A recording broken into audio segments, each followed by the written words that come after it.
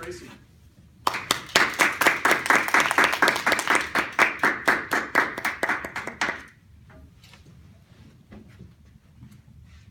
DIY and antiquing are ready?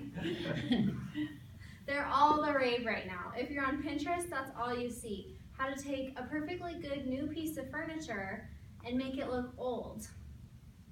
But I'm going to focus on the DIY part. Now, unless this is a skill that you like and want to improve on, something that you're going to use multiple times, take my advice. DIY. Don't do it yourself. Now, 3 reasons people usually DIY. Save money, save time, and get a good product. Well, these are the same reasons I'm going to tell you not to do it yourself. First off, saving money.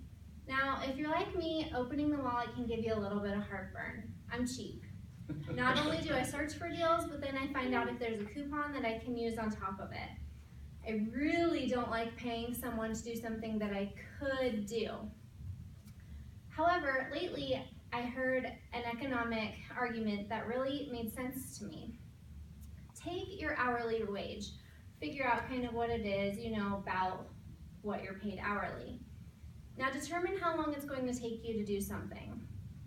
And be honest with yourself. Really, how long is it going to take you to do this project? Then calculate how much you'll be paying yourself. My example started about 3 years ago when my husband and I were doing some painting in our house. We painted a room and still had a hallway to get to, but decided we would finish that up at another time.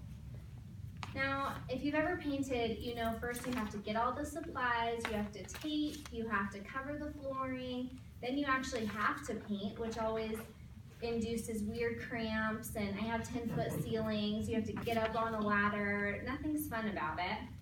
You also have paint out in your house for at least a week because there's always areas that need to be touched up or you didn't really get.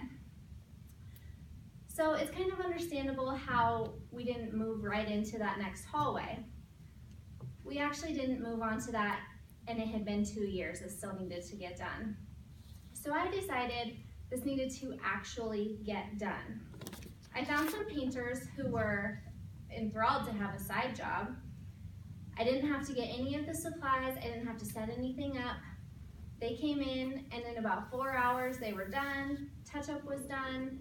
Before I think they'd even shut my front door, my husband looked at me and said, "We're never painting ever again."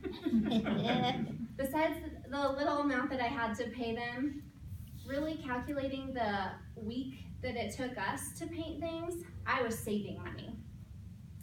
Now the second reason to not do it yourself is saving time.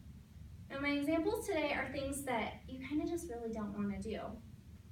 That makes an easy argument for all of you to teach you how to get out of them. But time is valuable. It's something that you'll never get back and you'll never get more of. So why not spend it doing something you enjoy? Now, this example is yard work. I don't mean just going out and pulling some few weeds. It's not your everyday yard work. I mean this yard work that my mother-in-law decided not to tend to any of her weeds for at least a year. Now, this wasn't pulling a few weeds that we were going to have to undertake. The only way you could tell that her dogs were out in the backyard were where the weeds were moving. It was horrible. My sister-in-law decided that we were going to spend our Memorial Day doing a weed pulling party. What sounds more awful than that? Luckily for us, we know a lawn company, and we had them go over, give us a quote, and told them, just go pull the weeds, please. They completed the weed pulling, plus ripped out a shrub that my mother-in-law decided she didn't like anymore, all in one afternoon. Now this would have taken us a whole Memorial weekend my sister-in-law was planning.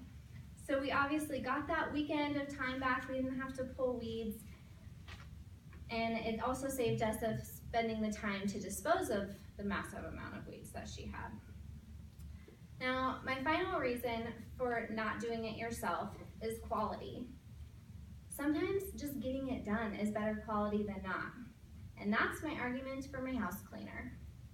Because I could have the best of intentions to clean my house.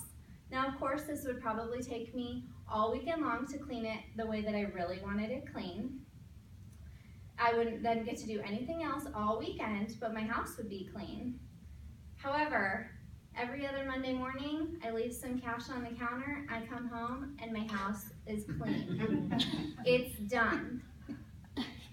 So the quality of having it done trumps the small amount of money that I have to pay her and the time that I get every other reason that I've given you to not do it yourself. My conclusion today is think of something on your DIY list. Maybe it's something that your spouse has given you that you're just not so excited about doing. My favorite reason would be to go ahead and calculate how much money you'll be saving by not paying yourself to do it. Think of how much time that you'll be saving by not doing it. And think of how much better someone who is actually good at it will do it compared to you. So I hope that you take my advice and do not do it yourself. Thank you.